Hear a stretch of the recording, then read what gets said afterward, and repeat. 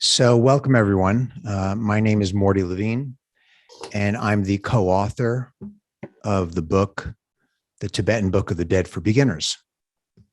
I'm also the president of Jigme Lingpa Center, which is a Buddhist organization located in San Diego, but it's actually worldwide, that is dedicated to reducing the suffering of all sentient beings.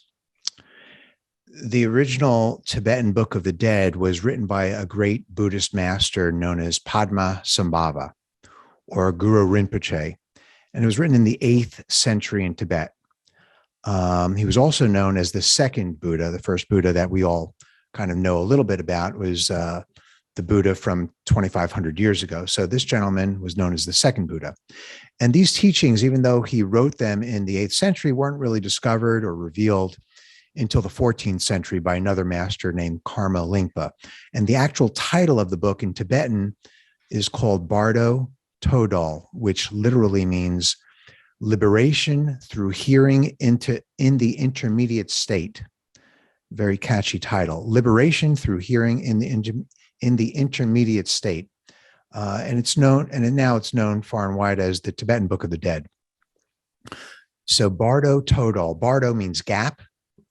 And in this case, it refers to the time in between death and rebirth, or the afterlife.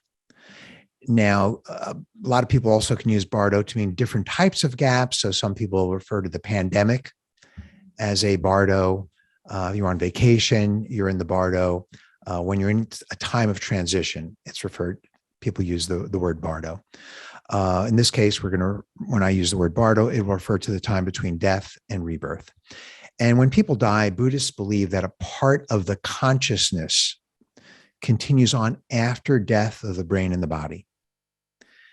And when someone dies, if they're angry, they're confused, they're upset, they're fearful, they're resistant, that's how they will enter the afterlife or the Bardo. And the experience in the afterlife or the Bardo is a reflection of your consciousness or your state of mind. It's no different than the expression, wherever you go, there you are. So if you're about to go on vacation, you get into an argument with your significant other, you go on vacation, that still goes with you. So if you go before you go to sleep, if you watch a horror movie, when you go to sleep, then no surprise that that's going to be possibly part of your dreams as well. So wherever you go, there you are. And that is true here when going into the Bardo. So when you die, if you die angry or confused, then your experience in the Bardo will be unpleasant, or even like a really bad dream, very nightmarish. And as a result, rebirth will be less than favorable because you can influence your rebirth. And we'll talk a little bit about that. And in general, when we die, this is Buddhist beliefs, of course. Although there are very strong parallels between Buddhist beliefs and other religions as well. But we won't get into the parallelism in tonight's talk. In general, when we die, we can be in the Bardo for up to 7 weeks. And there are definitely exceptions to that as well. The original teachings from the Tibetan Book of the Dead, or Bardo Todol, are intended to guide the consciousness of the dying individual through the afterlife so that they can avoid a nightmarish experience in the Bardo, and they can have an auspicious rebirth. And that guidance, while someone is dying and someone goes through the Bardo, is typically done by an experienced Lama or group of monks that sit with the body or the consciousness of the person who is just deceased as they guide them through the initial phases of the Bardo. So Lama Lhanang and I were very motivated as a result of all the dying that's taking place the past 2 years with the pandemic. We wanted to be of help and reduce suffering for all beings. One of the triggers for this project was I had read and heard on several occasions that people were dying in hospitals, of course, in very unfavorable circumstances. We all see it on TV.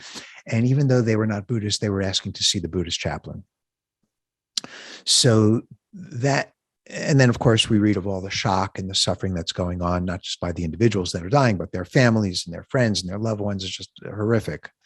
So it became obvious that people were not dying well. And the only Buddhist lineage that really focuses on leading people through the bardo are the Tibetan Buddhists. And my understanding is specifically the Nyingma school. There are several schools of Tibetan Buddhism. The Nyingma school of Tibetan Buddhism really emphasizes that. And that is frankly how and why I came to meet Lama Lhanang, who's my teacher and co-author of this book, because he's a master in that area. And through the last several years of teachings and discussions, I was able to have enough knowledge to write this book with him. Mostly me asking a lot of questions about the bardo and finding out what was going on behind the curtain, so to speak. So Buddhists know that how we live is how we will die. For example, living with joy and kindness allows us to approach death with confidence and ease.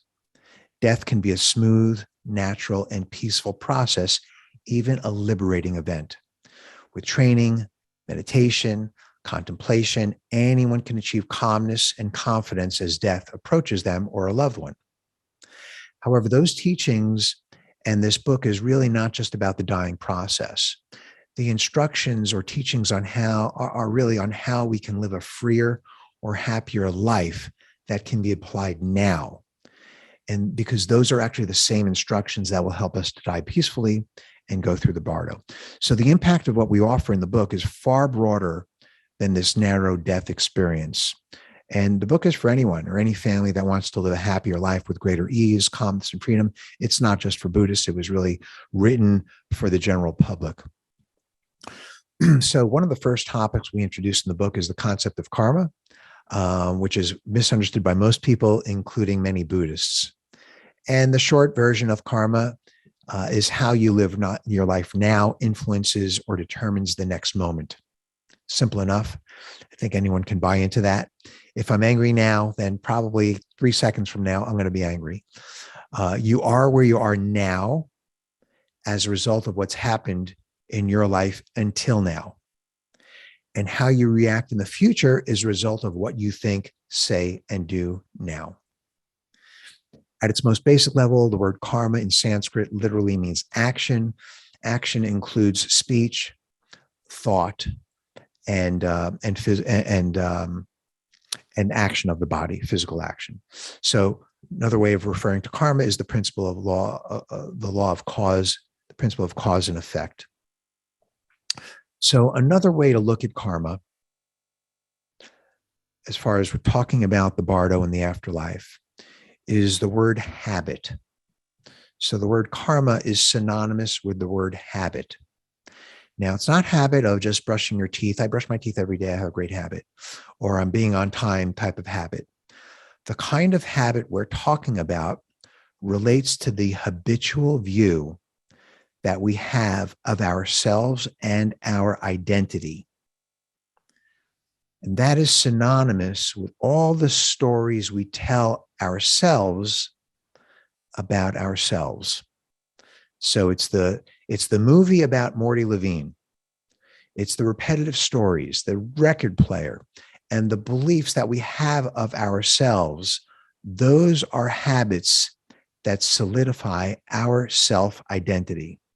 What self-identity am I referring to? Well, in the personal movie of Morty Levine, I think or tell myself stories about how I'm a good father, a good businessman, a great husband. I'm generous. These are all things I'm telling myself, nonstop throughout the day. I also have fears that get triggered when certain things happen or thoughts come into my mind. So there are hundreds of ways that describe how I view myself, that self-identity. And they don't even have to be true. It is just my belief and how I view myself. So I think I'm a generous person. Great. I gave someone $10 the other day on the street. You might see that and you go, that's not generous. You're cheap. You should be giving them $30. Someone else might look at that and say, oh, wow, it's $20. I would have only given them $1. I can't believe how generous you are. So these beliefs and how I view myself and my self-identity don't really have to be true. It's just these strong judgments about how I view myself. So we can already get a sense that this self-identity is already a moving target. They're beliefs, they're judgments. So how I think about myself today can be different tomorrow. Today I think I'm generous. Tomorrow I may not think I'm so generous. I may think I'm a good father today. Then I say something differently to my son, and then I think maybe. So everything, it's a moving target. But the more I replay and reinforce and solidify those descriptors, the more solid I make them in my mind. Then when I bump up against something that goes against that and disagrees with my view of me, I get triggered. What happens? I experience discomfort. I get angry, irritated, annoyed, confused, all kinds of negative states of mind.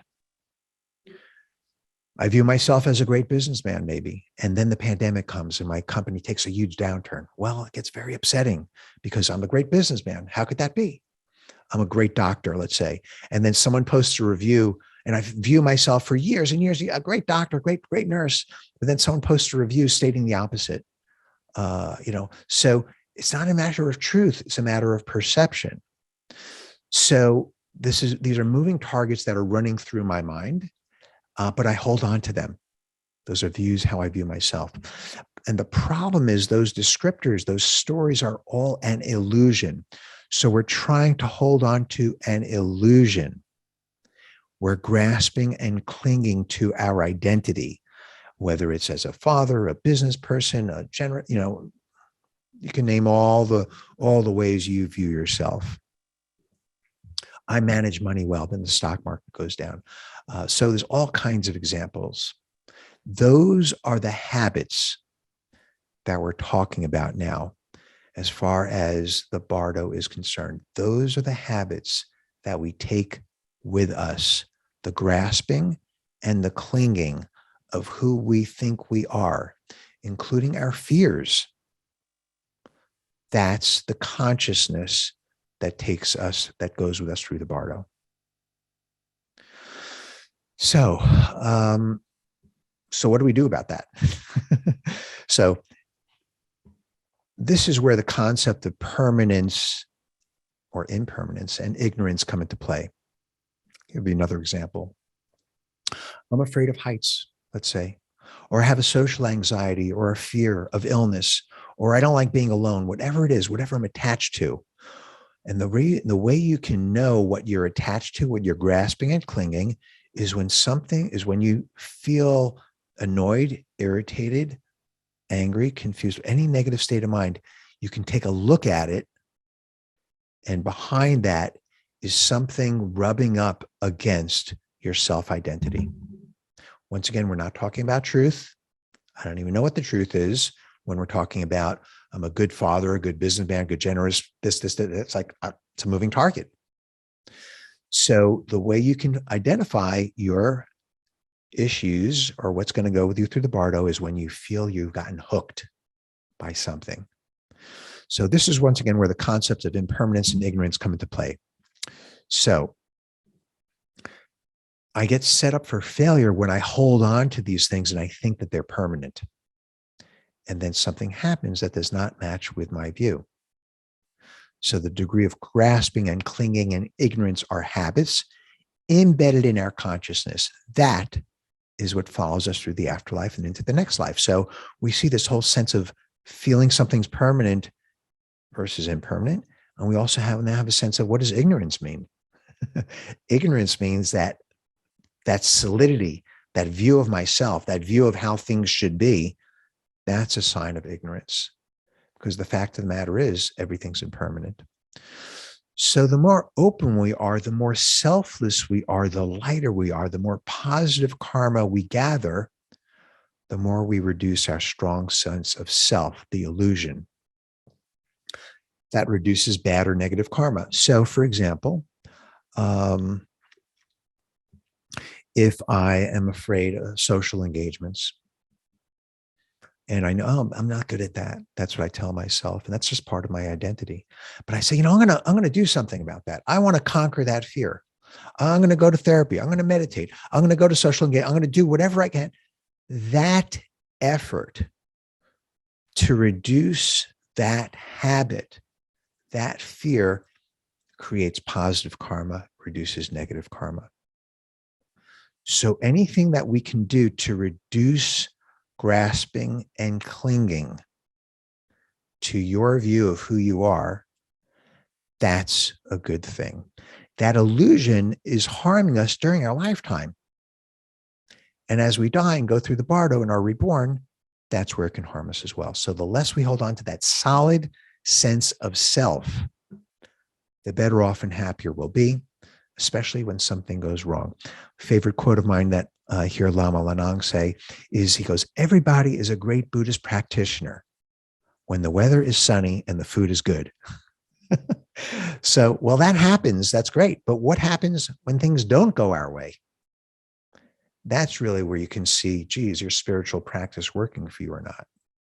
And when things don't go our way and we feel bad, or we have a negative state of mind, or we have a reaction, or we get triggered, that's how you know you're grasping and clinging to some kind of view of yourself that's really an illusion. So we have a misunderstanding of the self. Now, Buddhism does not view the self the way most people do. Yes, we have a kind of self, for sure, but we view it as something that's constantly changing, not graspable. You can't find it. If I said, oh, show me yourself, what are you going to show me? You're going to show me your body? You're going to show me your mind? You're going to show me, it's constantly changing. But myself today is different than tomorrow, different than 3 seconds from now. So we can't really rely on it. So it's not permanent. And when you understand this, not just intellectually, but by the way you can tell if you understand it or not is when you have very few or no negative states of mind. So if you lose $1 million in the stock market and you're all pissed off and angry and confused, well, you're attached to that. You're grasping to something. You have a view of yourself that's an illusion. So when you understand this on a deep level, you walk down the street and someone calls you an idiot, screams at you, or your wife, or your husband, you're an idiot. Well, if you don't get upset about that because you're not attached to that view of yourself, then that's how you know that you have fewer of those habits, less baggage, less grasping. You have more compassion. When you eliminate all that, you have more compassion for yourself and others. You have no axe to grind. You have no strong preferences on how you are. Everything's okay. And those habits, or lack thereof, continue through into the afterlife, which we call the bardo. Now, for people who believe in rebirth, ideally you don't want to be reborn. Ideally, you want to be reborn in a good environment, nice family, nice parents, a country that is supportive of democracy, freedom. So how do you do that? How do you get reborn in a better or a good environment, so to speak? Because you can influence it.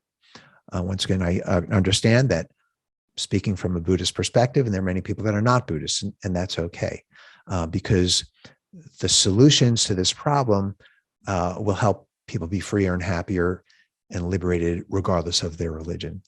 So how do you do that? How do you influence your rebirth? Well, your rebirth is dependent on your karma, your habits, the habits we just talked about.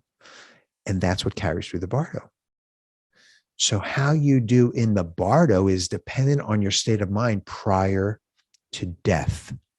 Your state of mind prior to death is reliant on all the training and practices you've done now, right now, in this lifetime. How good a job we do in reducing our grasping, our solidity, our self of sense, all the we don't want to buy into our PR. So all the PR we tell ourselves about ourselves sets us up for suffering. So we can start now to become happier or more liberated. That will impact us going forward. What are the practices that cultivate reducing our strong sense of self? Well, that's synonymous with cultivating an understanding of impermanence and cultivating compassion. And there are many practices, and they're actually in the book. So you have to buy the book. Meditations, prayers. A large percentage of the book is geared not just towards Buddhism, but also towards Christianity, Judaism, any religion. And we outline them short and easy. So that's the short story about karma. And that's why it's so critical in terms of understanding death and dying. I'm going to shift gears a little bit, and then I'd love to take some questions and answers. Show questions. I'll hopefully do the answers. And I'm going to speak a little more specifically and a little more practically about what we can do now. So until now, we're talking theoretically, and that's wonderful, but the book is very practical and functional in that regard. So one of the chapters is how can we support our friends and loved ones as they approach death? We felt that was important.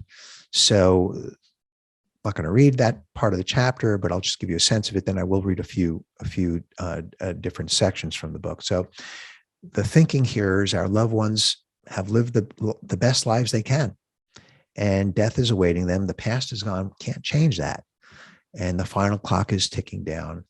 Maybe they believe in the bardo, maybe they don't. Doesn't really matter. We want them to help. We want to help them die peacefully and go to whatever their next phase is, regardless of religion. So by implementing some of these suggestions, that will help reduce emotional suffering for the dying person, as well as for their family and their loved ones. So the first thing we say is, how can you support a friend or a loved one as they approach death? Well, you have to kind of prepare your own state of mind. You can't just jump right in there if you're visiting someone at the hospital or their home.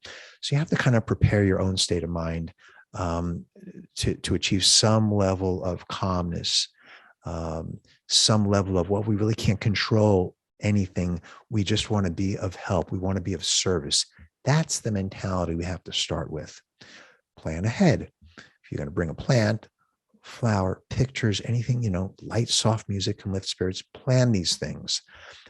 Before entering, center yourself. Maintain a peaceful, quiet environment if you're setting up a room or some part of your home for someone who is going to pass. Now is not the time for family tension. So any differences that you have, now is the time to bury the axe, bury the hatchet, apologize when necessary, forgive, because ancient history can't change that. Keeping calm, being a good listener, very important. If the person doesn't want to speak, no problem. If they do want to speak, you can listen. We do our best to accommodate them. If they want quiet, we can offer peaceful silence, and you can just intuit what they need. You can ask them specifics instead of saying, is there anything I can do for you? You could just say, hey, do you want some water? Do you want some ice? Things like that. We're not pushing or pulling. We're being very gentle. We're ensuring they're physically comfortable. We can offer music. We can offer specific prayers if we know what will support them.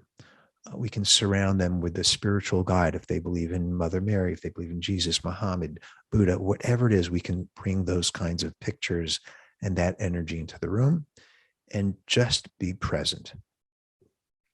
We can be present, open, understanding, and that will absolutely be of help to them.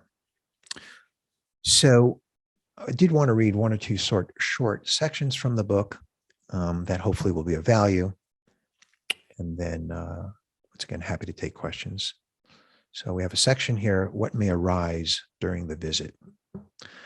So your loved one can be experiencing fear, uncertainty, anger, guilt, regret, depression, and a whole host of spiraling emotions. If they want to hear your perspective, you can speak with a calm and reassuring tone, and you can share how they've done wonderful things in their life, how their belief in God or another higher being will take care of them when they pass, that you will, of course, miss them. And you will remember all the wonderful memories you have, what you have learned, and what you will be able to pass on to others, how their lives have impacted others for the better, how much you or others have loved and cherished them, how their presence in the world will live on through others for generations to come. Another section called How Do You Handle Questions or Concerns About God, Heaven and Hell, and Afterlife or the Bardo? In addition to the prior suggestions in the book, you can assure your loved one that God or the higher presence that they believe in, whether it's a Buddha, a deity, Muhammad, doesn't matter, is one of forgiveness and acceptance. And they can count on that. They can focus on their God or a higher power that is always with them. That focus alone is enough to be welcomed into heaven, the kingdom of God, the afterlife, or the bardo. Without any doubt, their love, their positive deeds and thoughts will do them well as they enter the next phase. Okay. Last section that I'm going to read. What do trained Buddhist practitioners do as they are dying? So Buddhists from Tibetan lineages practice something called poa. It's a combination of visualization and mantra practice that transfers their consciousness with all its karmic seeds to a higher being at the end of life. So taking a moment, when we talked about karma before, the question a lot of people want to know is, well, how do I fix my karma? And, we talked a little bit about that. You got to loosen, release that sense of grasping. But from a 50,000 level, there's, you can increase your good karma, which is become a freer person. So the more you do that, you're diluting your quote unquote, your bad karma. Another way is in Buddhism, you can purify your karma, which I'm not going to talk about, but we do talk about it in the book. And the third way is that karma, those habits, that sense of self you have at the moment you die can be transferred. There's transference of karma through this practice called poa to a higher deity. And when you perform poa while dying, it reduces the burden of negative karma that the practitioner has accumulated through their lifetimes. When poa is performed with sincerity and surrender, the dying practitioner will have an auspicious rebirth in their next lifetime on earth. The dying practitioner who practices poa may have the option of attaining rebirth in a Pure Land. In that case, their consciousness would not be reborn in the world we currently live in. A Pure Land is a land of beauty that exceeds all other worlds or realms that one can be reborn into. Being reborn into a Pure Land is equivalent to becoming enlightened. Lamas from Tibetan Buddhist lineages may lead their dying students through the poa practice to help them attain an auspicious rebirth in the human realm, to reach the Pure Land, or to achieve enlightenment. Dying Buddhist practitioners, as well as non-Buddhists, can practice a simplified but effective version of poa for themselves, which we provide in the book. And you can lead your loved one through that as well. So we provide an abbreviated poa visualization, which is a way to reduce, eliminate, transfer all those habits that have become part of us. So let's see, I think that's all I really wanted to talk about tonight. Yeah. So in the book, we also have in the appendix, we have, like I said earlier, we have practices, meditation to develop compassion, sense of impermanence, and also there's a summary of the Tibetan Book of the Dead, the actual Tibetan Book of the Dead as well in the book. I really love the book. I enjoyed writing it. Lama Lhanang is amazing at what he knows and what he was able to share with me. It's our hope that it can help many people. And last thing I'd like to say before Q&A is the book is available now in hundreds of bookstores. It's also available on an ebook, a Kindle, that kind of thing. It's only $15. You can get it almost anywhere now. If you like Amazon, you can get it at Amazon. All the proceeds from the book sales go to support our building fund and all of our programs like teaching meditation, feeding the homeless, helping those in need. All that money doesn't go to me or to Lama. It goes to that nonprofit organization, and that's what we do. And we know our first priority is to get the book in as many hands as possible because we know it will reduce suffering. There's a lot of suffering going on there now, outside, of course, out in the world with COVID and all the craziness. And we know that this will help. And then, of course, if we can raise money, that would be wonderful as well. So thank you all so much. I hope you enjoy the book. It was very nice seeing all of you. Have a wonderful evening.